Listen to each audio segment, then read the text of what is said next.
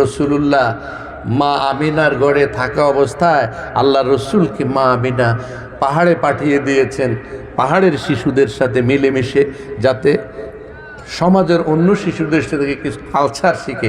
বাইন্দা রাখে নাই, নবীকে ছেড়ে দিয়েছেন, কারণ অন্য অন্য শিশুদের সাথে মিশলে রসুলুল্লাহর মধ্যে এক ধরনের শৈশবের বিকাশ ঘটবে, রসুলুল্লাহ একপেশে হয়ে যাবে না।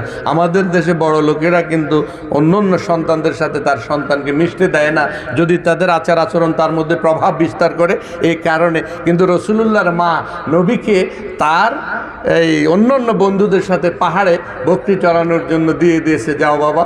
ওই অবস্থায় থাকতে থাকতে রসুল যে পাহাড়ে গিয়েছে, সেখানেও রসুলুল্লাহ শিশুদের মধ্যে নবী যে নেতা, ওই নেতৃত্বের গুণটা পাহাড়ের মধ্যেও সেদিন সেইভাবে রসুলুল্লাহ প্রমাণ করে দিয়েছেন। হুজুর ওখানে বসতো, একটারে ডাইনে লাগাইতো, আরেকটারে বামে দিত, তুমি ওদিকে যাও, তুমি এদিকে যাও। নবী একেবারে বীরের মতো, নেতার মতো পাহাড়ের উপরে বসে থাকতো। এভাবে রসুলুল্লাহ ওই শৈশবেও শিশুদের মধ্যে লিডারশিপ প্রতিষ্ঠা করেছে। আল্লাহ রসুল এইভাবে শিশুদেরকে ছড়াইছে। কিছুদিন যাওয়ার পরে হঠাৎ করে একদিন এইভাবে প্রতিদিন দেখতে পায় যে অন্য অন্য শিশুদের বাবারা এসে শিশুদেরকে বিকেলবেলায় নাম ধরে ধরে এসে ডাকে, তালে আব্দুর রহমান, তালে আবদুল্লাহ, চলো বাবা আবদুল্লাহ, চলো বাবা আব্দুর রহমান বাড়িতে যায়।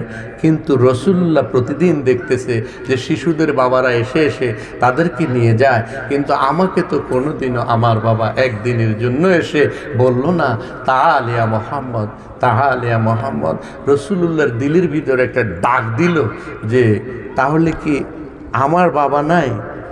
তাদের বাবা যেভাবে ডেকে নিচ্ছে, আমার বাবা কেন আসে না? আমি কেন বাবার ডাকটা শুনতে পাই না? এভাবে কিছুদিন যাওয়ার পরে একদিন রসুলুল্লাহ আর বাড়িতে যায় নাই। সন্ধ্যার সাথে সাথে সব শিশুরা চলে গেছে, নবীজি এখনো পাহাড়ের উপর রয়ে গেছে। মা আমিনা চোখ দিয়া তাকায়, শিশু কেন আসে না? পাগলিনীর মতো ছুটেছে মক্কার এই পাহাড়ে। আয়েশা দেখে যে নবী মোহাম্মদ চোখের পানি ছেড়ে দিয়ে চুপচাপ বসে বসে কাঁদতেছে। মা আমিনা বলতেছে, বাবা মোহাম্মদ, সব শিশুরা চলে গেল, এখনো তুমি কেন বাড়িতে গেলা না? নবীজি চোখের পানি ছেড়ে দিয়ে বলে, মা আজকে এতদিন আমি পাহাড়ের উপরে রইলাম, প্রত্যেকটি শিশুর বাবা, প্রতিটি শিশুর মা এসে তালে আব্দুর রহমান, তালে আবদুল্লাহ বলে ডাক দিয়ে দিয়ে তাদেরকে নিয়ে যায়। আজ পর্যন্ত একদিনের জন্য আমার বাবা কেন আসলো না, আমারে মোহাম্মদ বলে ডাক দিল না? যতক্ষণ পর্যন্ত আজকে বায়না ধরেছি, আমার আব্বা যতক্ষণ পর্যন্ত এসে আমাকে ডাক দিয়ে না নেবে, আমি বাড়িতে যাব না। মা আমিনা নবীজিকে কোলে লইয়া বারবার করে চুমা দিয়া বলতেছে, বাবা মোহাম্মদ, চলো আজ আমি তোমাকে তোমার বাবার দরবারে নিয়ে যাব। এইভাবে কোলে করে নিয়ে আব্দুল্লাহর কবরস্থানে গিয়ে নবীজিকে বলতেছে, এখানে তোমার বাবা ঘুমিয়ে আছে, তুমি ডাক দাও, তোমার বাবা উঠে আসবে। রসুলুল্লাহ আব্দুল্লাহর কবরে গিয়ে ইয়া আবি বলে বারবার ডাক দিতেছে, কিন্তু বাবা আর উঠে আসে না। মা আমিনা ছেলেকে কোলে নিয়ে বাড়ির দিকে ছুটেছে। কিছু দূর যাওয়ার পরে হঠাৎ করে অসুস্থ হয়ে ওই মায়ের ছায়াও চিরদিনের জন্য নবীর থেকে আলাদা হয়ে গেছে। হযরত আমেনা পথে মারা গেল। আমেনার দাসী নবীজিকে কোলে লইয়া যখন বাড়ির দিকে রওনা দিয়েছে, রসুলুল্লাহর দাদা আব্দুল মুত্তালিব আমেনার কোলে নবীজিকে দেখে চোখের পানি ছেড়ে দিয়ে কান্দে আর বলে, আরে ও মাবুদ, এটা তোমার কেমন ফয়সালা? বাবাকে ডাকতে গেল, মাকে নিয়ে গেল, ফেরার পথে মাকে হারিয়ে ফেলেছে, এটা তোমার কেমন ফয়সালা? এইভাবে আব্দুল মুত্তালিব কান্দে আর নাতিকে কোলে নেয়। কিছুদিন পরে নাতিও চলে যায়।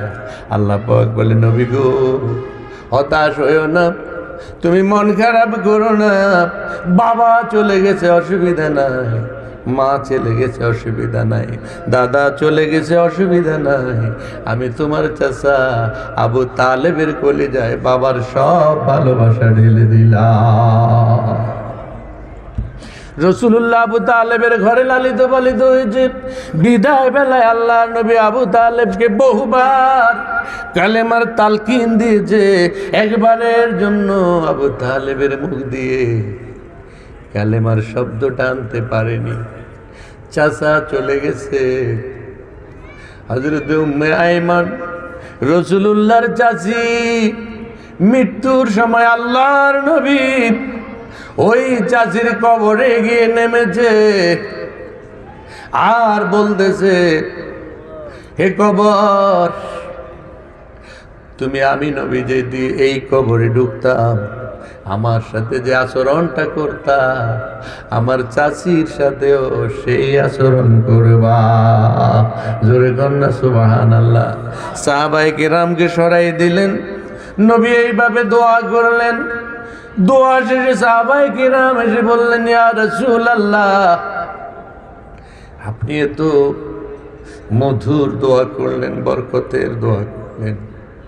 রাসূলুল্লাহ বলেন, সাহাবারা রে, আমার মা ছিল না, বাবা ছিল না, এই চাচির ঘরে আমি মাতৃস্নেহ পেয়ে মায়ের কথা ভুলে গেছি।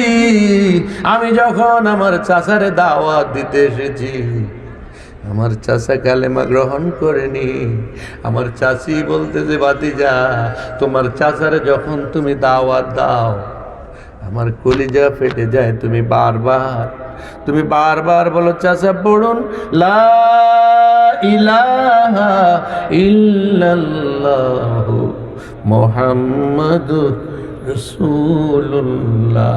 বারবার তুমি চেষ্টা করো, তোমার চাচাও বলতে চায়, কিন্তু তুমি আমাকে কখনো কালেমার তালকিন দাও নাই। কিন্তু পর্দার আড়াল থেকে তোমার চাচার এই তালকিন শুনে শুনে আমি আফসোস করতাম আর বলতাম, এই লোকটা কেন কালেমা পড়ে না। তোমার কাছ থেকে পর্দার আড়ালে শুনে শুনে আমি কালেমা গ্রহণ করে ফেলেছি।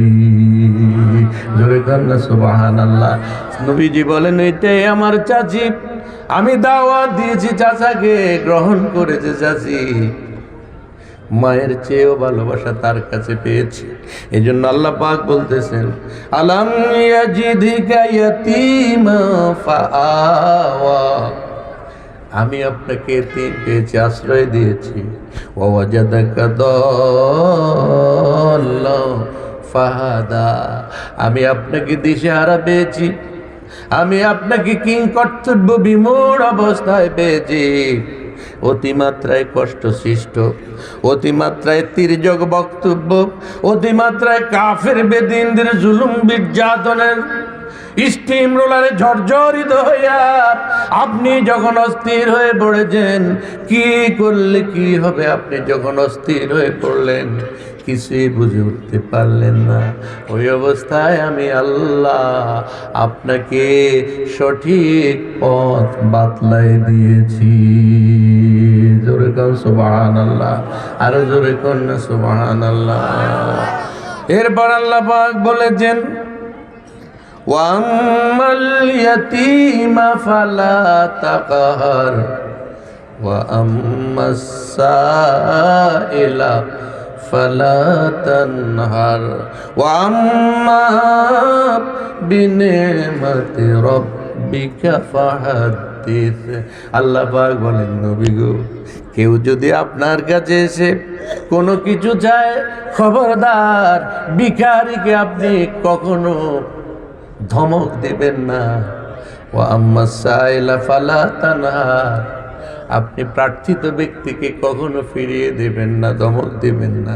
ওয়া আম্মা বিনিমাতি রাব্বিকা ফাহাদ্দিস, আপনার কাছে আল্লাহ রাব্বুল আলামিন যে নিয়ামত দিয়ে দিয়েছে, এগুলোর বর্ণনা, এগুলোর শুকরিয়া আপনি আপনার উম্মত ছাড়া জীবন জুড়ে চালাইয়া যান। সুবহানাল্লাহ বলেন।